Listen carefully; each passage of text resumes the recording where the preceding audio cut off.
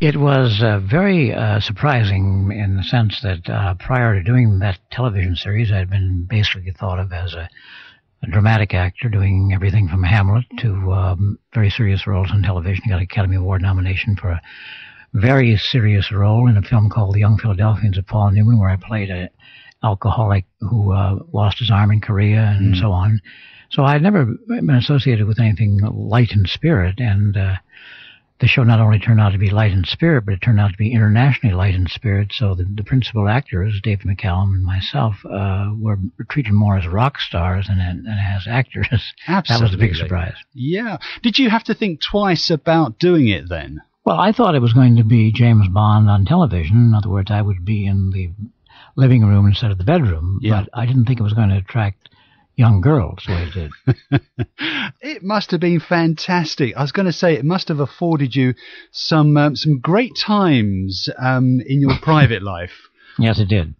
And because Napoleon Solo was the main character, I think Ilya Kuryakin was a bit of a goody-goody. You were the ladies' man, and you made the most of it. Yeah, that's kind of the way the show eventually got set up, that David was, although there were two girls in every show that were part of the relationship with the two principal actors, and David was not nearly as aggressive as I was in the character that I was playing. He was more of the shy one. I had to build an electric fence around my house because the girls were coming in to the front door and so on.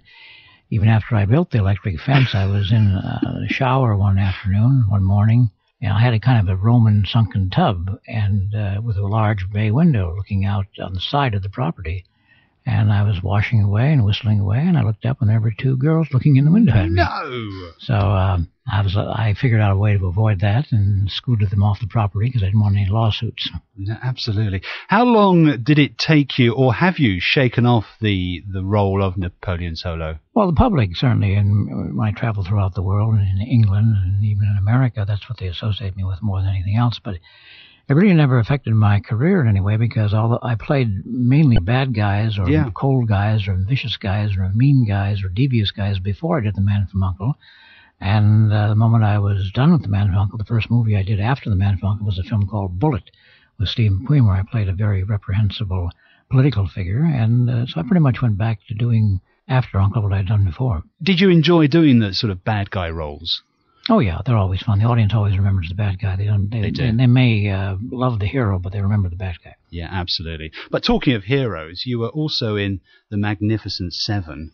And sad to say, you are the only remaining member of that group. That is an accurate observation, but I look at it this way: it's better than the alternative.